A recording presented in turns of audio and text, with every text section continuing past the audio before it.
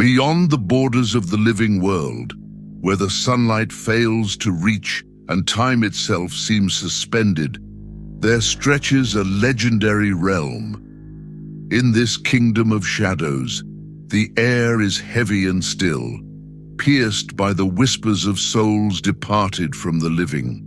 Endless plains of pale asphodel spread under a sunless sky, and bodiless phantoms wander these grey fields. This is Hades, the underworld of Greek mythology, and the final resting place of every mortal soul. From far away, one can hear the roar of an accursed river and the distant growl of a monstrous hound, signs that we are close to the gates of a realm at once fascinating and terrifying. The story begins at the dawn of mythical time, when the Olympian gods overthrew the old order of the Titans. After this cosmic victory, the three mighty brothers, Zeus, Poseidon, and Hades, drew lots to divide dominion over the world. Zeus became lord of the sky, Poseidon of the seas, and Hades was granted the domain beneath, the unseen realm of the dead. Thus, Hades' kingdom was symbolically established as a somber domain beneath the earth, at the margins of the known world. In the view of the ancient Greeks, it was one of the three great realms of existence, alongside the heavens and the sea. From the very beginning, Hades, the god, ruled as the absolute king of this land of souls, alongside his queen Persephone, whom he brought to his world through a fabled abduction carried out with Zeus's consent. Society in Hades bore little resemblance to mortal cities, yet the Greeks often imagined it in familiar terms.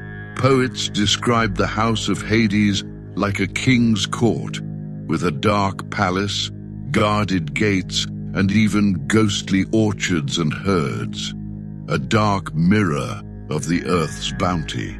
Order was strictly maintained by Hades, an unyielding ruler who ensured that no soul ever left his realm once entered, harshly punishing any attempt to escape or defy the laws of death.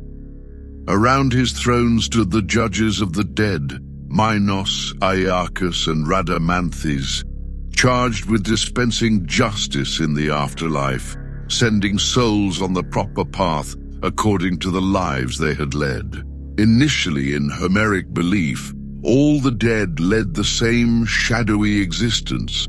Later, the idea emerged that souls were judged and separated, with the virtuous kept apart from the wicked and punished accordingly. Thus, Hades' realm evolved from a simple gathering of shades into a complex vision of reward and retribution beyond the grave.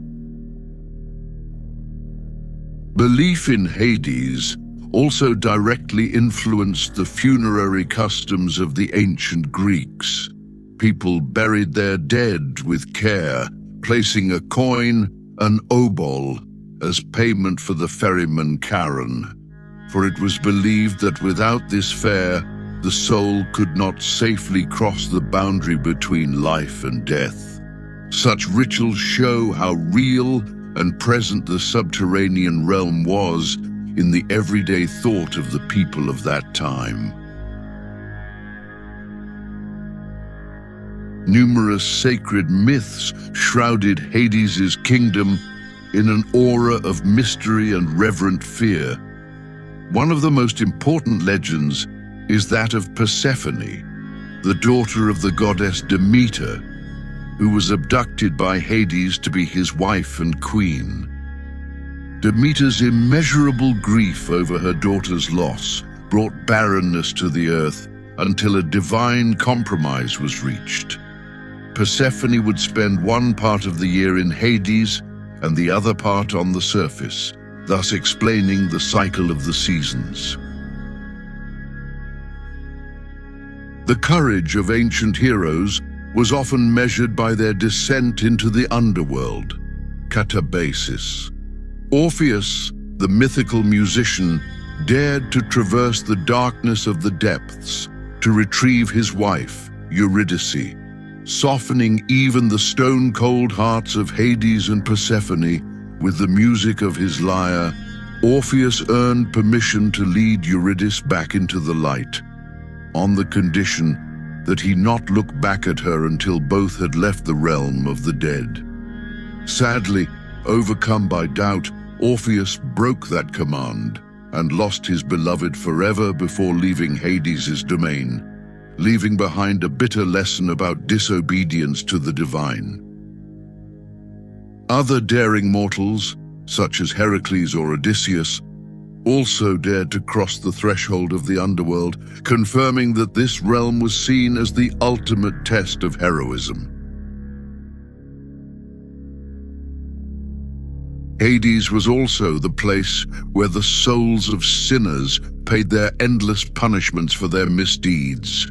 Sisyphus was condemned to push a boulder up a hill forever, and Tantalus to suffer eternal hunger and thirst beneath fruits he could never reach. Examples of the gods' unforgiving justice in the hereafter. Such legends illustrate the moral values of the Greeks.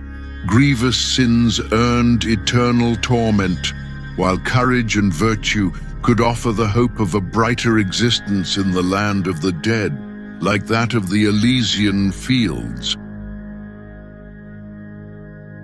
Though Hades as a place did not raise monuments or command trade empires like the cities of the living, Greek civilization still attributed to it a series of remarkable achievements through its influence on culture and thought.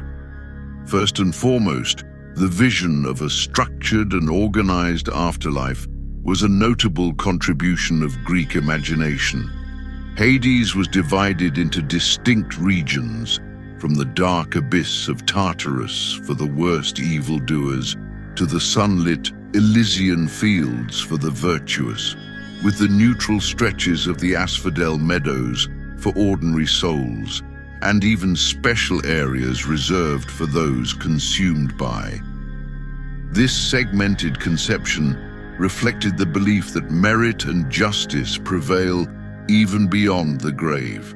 In the classical era, philosophical schools and mystical cults, such as Orphism and the Pythagoreans, enriched these beliefs further, speaking of the judgment of souls, cycles of purification, and reincarnation. From a material perspective, Hades himself bore the epithet Pluton, the wealthy one, since the Greeks recognized that from the depths of the earth, his domain, came both fertile crops and precious metals. Thus, although feared as the god of death, Hades was also respected as the silent provider of hidden abundance beneath the soil. The Eleusinian mysteries, initiatory rites related to Demeter and Persephone, even promised their devotees the hope of happiness in the afterlife, soothing the fear of death with the promise of blessed renewal. The Greeks sometimes attempted to communicate with the world of the dead.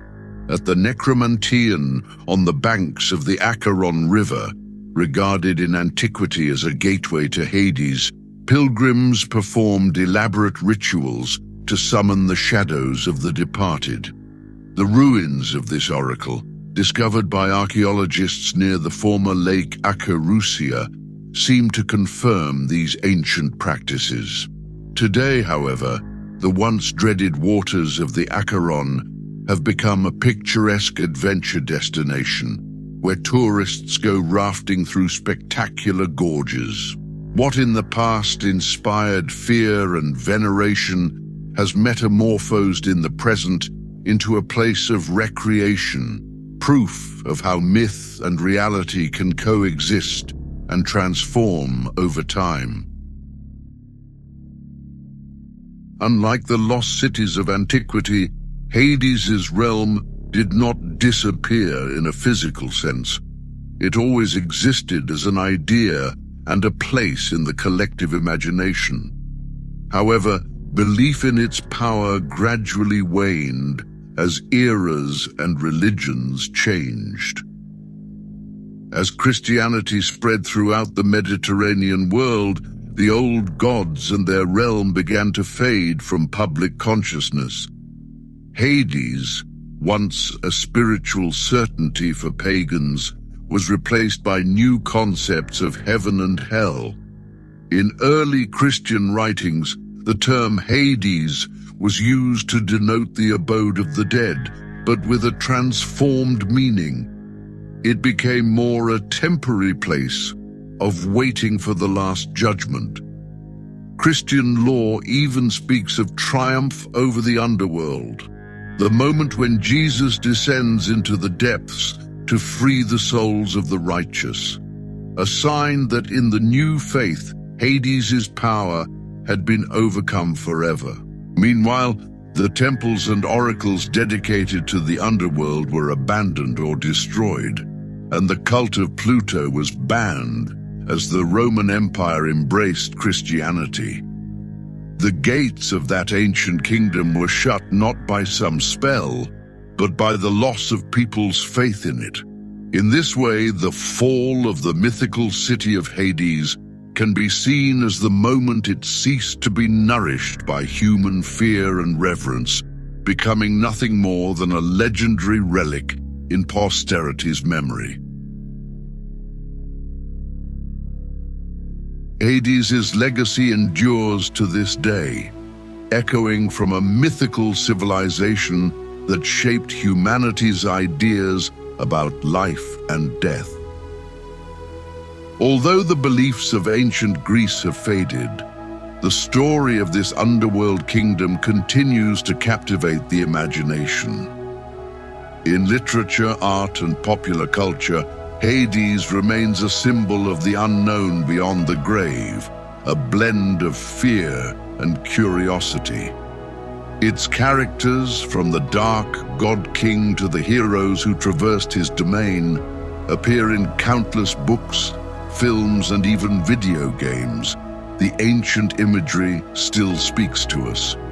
Today, when we utter the name Hades, we think not only of the god and the legendary realm of antiquity, but also of the universally human idea of a place of final judgment and rest for souls.